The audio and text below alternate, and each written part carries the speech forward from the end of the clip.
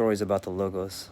And one book that I read that I think is a must-read for everybody that's interested in the logos is this book by Julian Jaynes, The Origin of Consciousness and the Breakdown of the Bicameral Mind. I try to read 100 books a year, and I gotta tell you that this is probably top 5 I've read in the last 5 years. It's Julian Jaynes was a psychology professor at Princeton in the 70s, and right around the time Chomsky was coming out with his ideas of how language is formed. This is kind of an alternative theory, and it'll blow your mind. I mean, if you haven't read Julian Jaynes, you gotta get it. You gotta pick it up.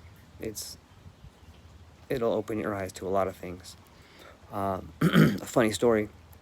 I found myself on campus at over at UH, and I ran into one of the big dogs in the language department, and I had walked into his office, and he had an amazing library, and so we were talking about books and language, and he had asked me if I had read Chomsky. I said, yeah, I have, and to which I replied, oh, have you read Tom Wolfe's new book about trying to take down his theory? And he said he did, and thought it was kind of snarky, which I agreed, and we had a little bit of a laugh. And then I had asked him if he had read this book, Julian Jaynes, The Origin of Consciousness and the Breakdown of the Bicameral Mind. And he kind of stared at me for a minute. No, George, I've never heard of that book. And I told him, well, I kind of think that this guy might have it right. Chomsky's, come on, one of the greatest minds around. However, when it comes to language, I think this guy Julian Jaynes might have some points to score on him. And so I began telling him a little bit about what the book was about, and he was very interested. And I said, I'll bring you a copy. I have an extra copy. He says, no, I'll read it online. I'll find it. And that was on a Friday. And I met him on Monday, and he says, George, you got me in a lot of trouble. My wife and I had stuff to do over the weekend, but I got that darn book, he said. Couldn't put it down. Blew my mind. You're right. It's fascinating. And for me, it's always rewarding when I recommend a book to somebody and they read it and they're blown away. And they're really blown away. Like, they really read it and they're blown away. It's just nice to share that same kind of insight with them. And so he's like, I couldn't put it down. My wife's yelling at me, hey, we got this stuff to do, but I couldn't put the book down, George. And so after we laughed a little bit, I said, so what do you think? I mean, do you think that guy scored some points? You think there might be some holes in Chomsky's theories? And he goes, well, he changed his tone. He went from being laughing to, well, this book that I read, this Julian Jaynes, is very controversial. And I said, yeah, like Galileo or Copernicus. We started laughing, but I hope you guys get an opportunity to check it out. Let me tell you a little bit about it. First off, it's masterfully written. The guy was he's a genius. But he talks a lot about the logos, bringing it back full circle. And he talks about, the Homeric verses. They talk a lot about how Athena, or they talk about the gods, like Mars. They heard, I got angry and it was time to go to war. I heard Mars call to me, or I was overcome with rage, and whenever they talk about these emotions or the gods coming to them, they're talking about the gods speaking to them, the animos, I guess, or it's throughout all the old Homeric verses and Greek tragedies, and a lot of people today believe that is just a metaphor for emotions like anger or love, or Aphrodite would be love and anger would be Mars. And when you read the Homeric verses today, people say, oh, well, this is clearly just a metaphor for him being filled with lust or being filled with anger, or pick your poison. But Julian Jaynes makes a different claim. He says that people actually heard those voices in their head. And when you heard Mars, it was a voice in your head that told you it was time to fight, which is similar to what we now call the fight or flight, reaction. He goes on to talk about they've done experiments on people, in the last, since the 70s on where they've stimulated the opposite side of the brain. You have Broca's area and Wernicke's area, which are the speech centers of the brain. And they've hooked up electrodes to corresponding parts of the brain on the opposite side and stimulated them, and people were actually able to hear voices. If you think a little bit about how the brain works, it's got obviously the frontal lobe and the different cortexes, but there's corresponding, according to some literature, there's corresponding points on opposite sides of the brain.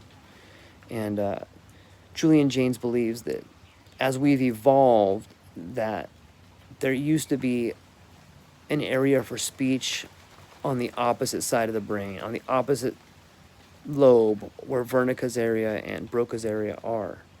And it was those parts of the brain that would light up, that would allow you to hear the logos.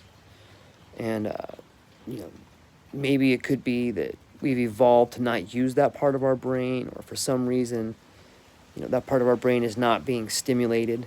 I often wonder if maybe some of the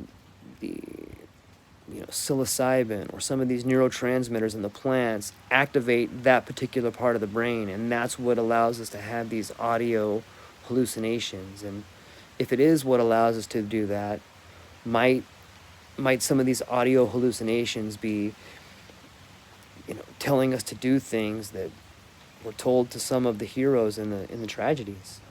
I don't think that would be a bad thing. There's quite a bit of heroic deeds and wisdom and intelligence that maybe we could be tapping into.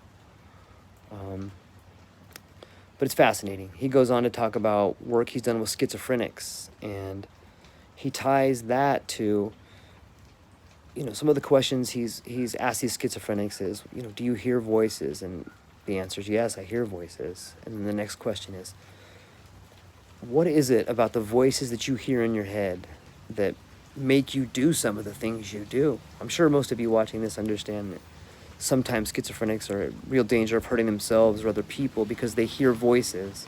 But not only do they hear voices, but they do what those voices tell them to do. And so one of the questions Julian Jaynes asks is, why do you do that? Can't you just shut that voice off in your head? Can't you just tell that voice to, hey, knock it off, or I'm not going to do what you say? And he gives a description of a schizophrenic man that says, people don't understand. When you hear that voice, it's like someone being this close to you, and saying, listen, I want you to go do this thing, and it never stops. You could run away, but it's still right there in your head. And it makes me think of, in today's world, if someone gets this close to you, you're probably either fighting or you're telling a secret.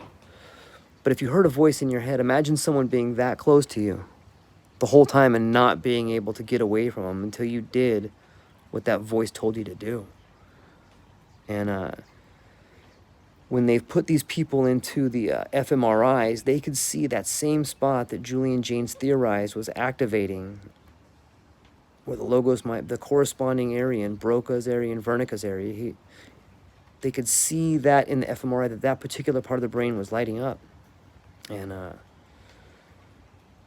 it's such a fascinating idea. And like I said, I'm not a doctor, or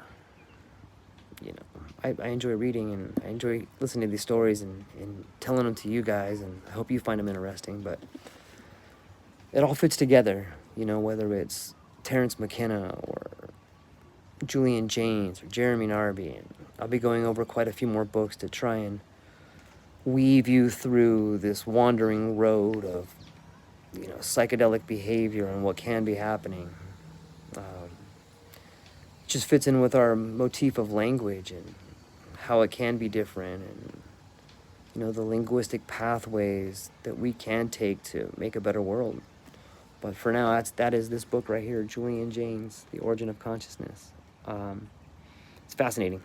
It also goes on to talk a little bit more about, you know, the cutting of the corpus callosum and some of the experiments they've done with people that have epileptic seizures and what happens when you cut the corpus callosum. And it's a fascinating read. I hope everybody here takes the time to read this book, because it'll blow your mind.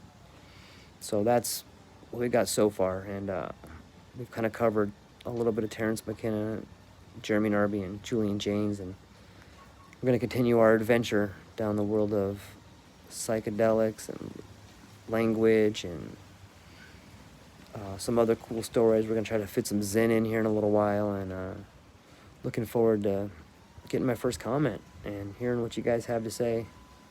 Super stoked to be doing this, and you know, even if nobody watches this, I love reading books, and I love telling stories about books, and I hope to reach people that like to read books. So, hope you guys are having a great day. Aloha.